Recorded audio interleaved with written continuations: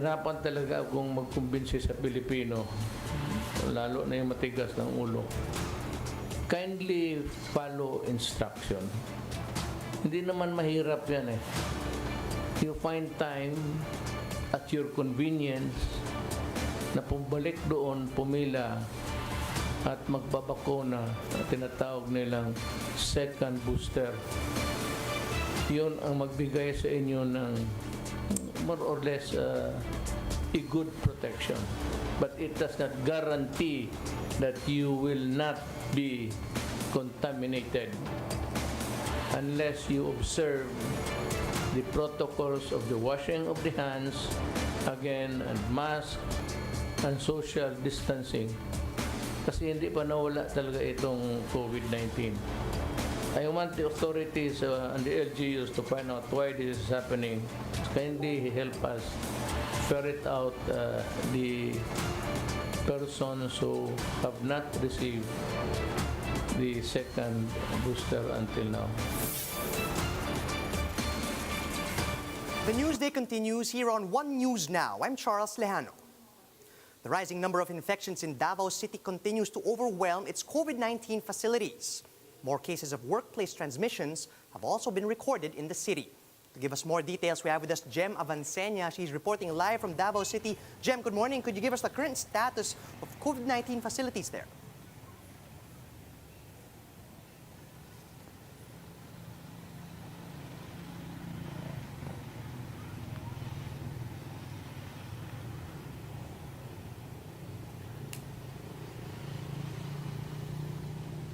Charles, Davao City's temporary treatment and monitoring facilities have already reached full occupancy as the number of COVID-19 cases here in the city continues to climb.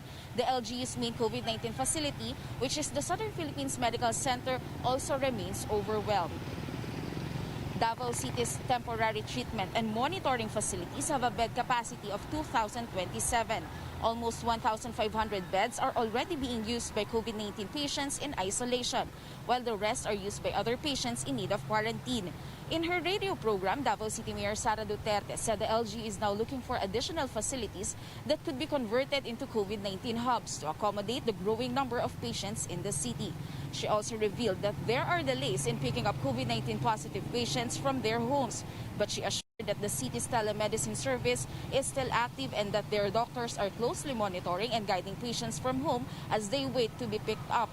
Meanwhile, Davao City's health office confirmed yesterday that more than 400 BPO employees of a call center company here in the city tested positive for COVID-19. Mayor Duterte said the company should be held liable and should face charges before the Labor Department for supposed negligence and for not following health protocols.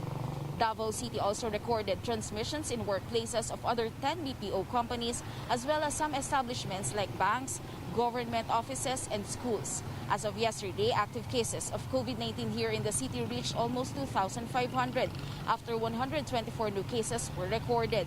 The LG is now expediting vaccinations as an additional 44,800 Sinovac vaccines for the Davao region arrived this morning in Davao International Airport. Charles, Mayor Sara also mentioned yesterday that the LG already prepared emergency employment assistance for those who are affected by the reimposition of MECQ. The stricter quarantine status here in the city will last until June 20. Charles? Thanks for that, Jem. That was Jem Avancenia reporting to us live from Davao City. The Philippine Genome Center in UP Mindanao is still verifying whether new variants drove the recent COVID-19 surge on the island. In an interview with One News, PGC Mindanao's program coordinator, Dr. Lair Murao, said the facility is now intensifying its biosurveillance through pilot gene sequencing. Murao said this will provide answers on what caused the recent uptick in cases in Mindanao and whether or not these were caused by new variants. The expert also noted that stronger biosurveillance will help Mindanao make calculated actions to block the spread of potential new variants. There's not much data going around right now here in Mindanao, and I think the initiative that we're doing is really timely because we are now at the period when there's a surge here in Mindanao, and so it would be really nice to know what variants are circulating in the areas. We can't just play a mind game with the virus, so we have to have calculated moves, and we can do that if we have accurate information, and that accurate information we can get from sequences. Malacanang has recently said that COVID-positive individuals may be charged with murder or homicide for spreading the virus to other individuals. To help us understand these issues, we have with us on the line the Integrated Bar of the Philippines National President, Attorney Domingo Cayosa. Good morning, Pañero. Let's start with the law as it is stated. What is your position here in relation to charging COVID patients with murder, homicide, or reckless imprudence? Good morning, Charles, and good morning to our viewers and listeners. Well, the laws are clear. The penal laws are clear. It depends on the circumstances. If there is malicious intent to kill by spreading the virus, the COVID-19 virus, then it can amount to homicide. If there are qualifying circumstances like evident premeditation or treachery, it can amount to murder. But these are very difficult crimes to prove.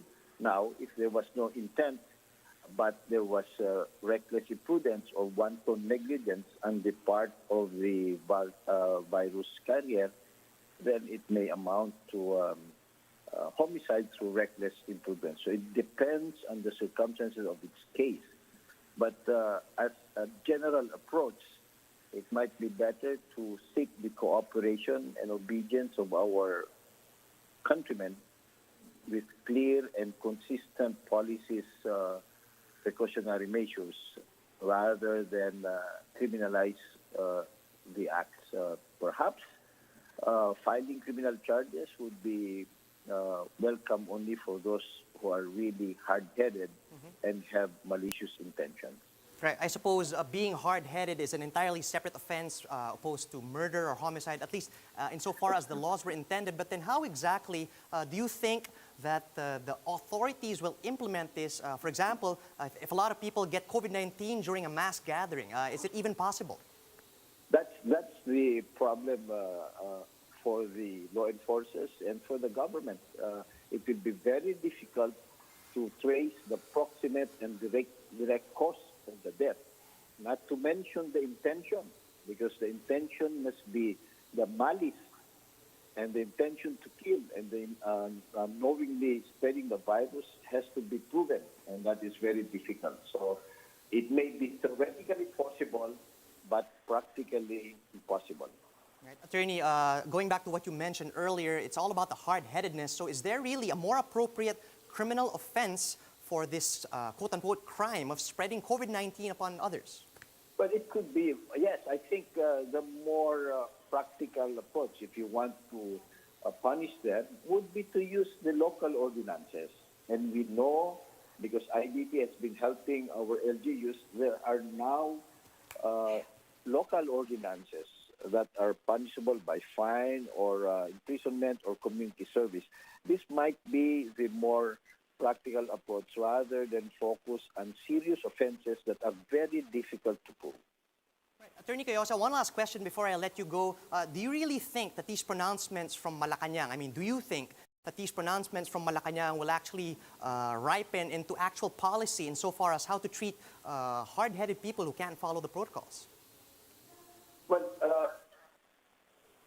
it may be out of frustration that the leaders of our country say those things, but we don't see it as a policy. It perhaps is a warning. It may be one of those approaches by which they try to encourage or force people to comply with the protocols.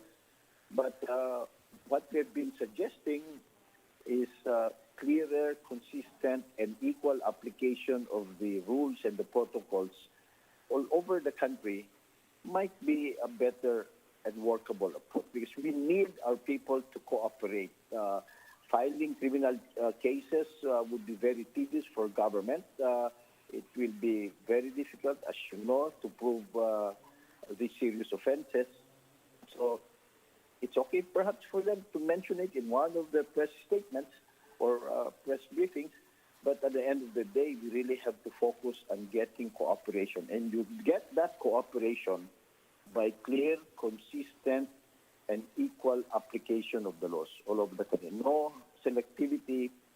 It should be applied to the mighty and to the lowly, and it should be the same all over the country, because we now see situations where different LGUs apply different rules and ordinances. So we need some consistency and clarity. Clarity and consistency. Thank you for your usual insight and for your time this morning. That was IBP National President, Attorney Domingo Cayosa. Davao City Mayor Sara Duterte firmly denies that a Duterte-Duterte tandem will see the light of day in the 2022 elections. In a statement, the presidential daughter accused the opposition coalition, Isang Bayan, of, quote, playing a slapping game about the Duterte-Duterte tandem. She said the president has already made clear that he does not want her to run for president as she is a woman.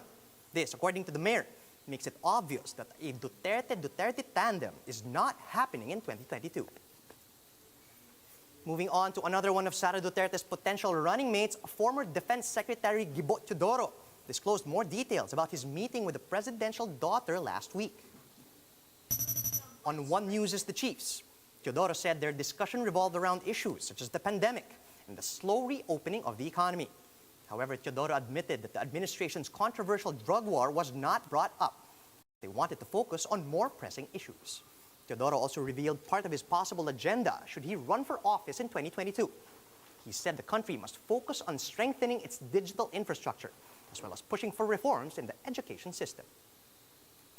Another thing that I have to point out with the West Philippine Sea thing is we have to harden our digital infrastructure, the digital economy, and payment systems and other digital hardware needs to be monitored, invested in, and hardened. I also believe that our country has to reform its educational system.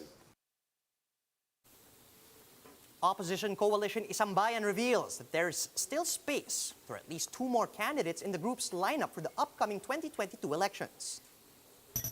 Speaking with the Chiefs, Isang Bayan convener Howard Calleja said that their current roster includes Vice President Leni Robredo, Senators Grace Poe and Nancy Binay, as well as former Senator Sonny Trillanes and Manila Mayor Isko Moreno.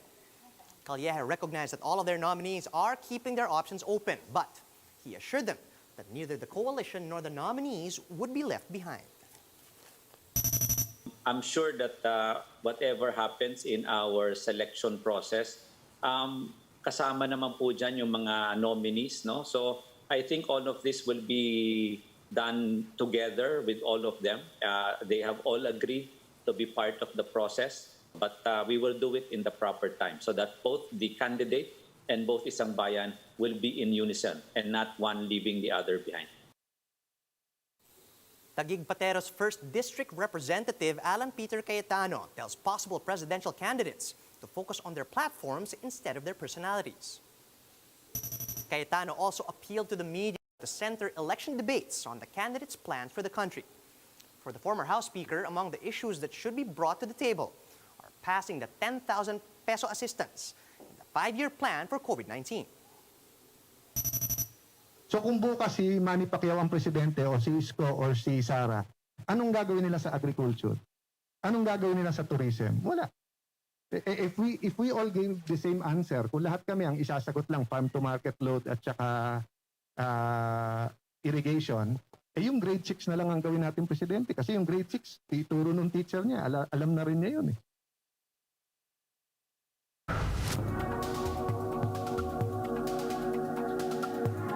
A mobile orchestra has beaten Brazil's restrictions on mass gatherings by taking their instruments onto the streets to stage a mobile concert in Rio de Janeiro. Let's watch this. A gente estava há 1 ano sem se apresentar, as escolas estão começando a reabrir, os teatros não vão reabrir tão cedo. Aí a gente teve a ideia, no melhor estilo do Milton Nascimento, vamos levar a música aonde o povo está. Minha missão hoje é fazer as pessoas sorrirem, cara. Sorrirem, olharem da janela, verem uma coisa inusitada, ficarem felizes, mandarem pros amigos e, enfim, curtirem um momento diferente, mesmo dentro de casa.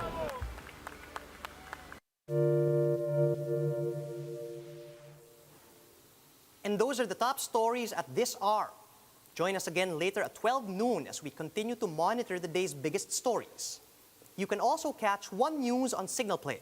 Just register for a free account at www.signalplay.com so you can stream One News live anytime and anywhere. I'm Charles Lejano. Mask on, wash hands, and stay safe, Philippines.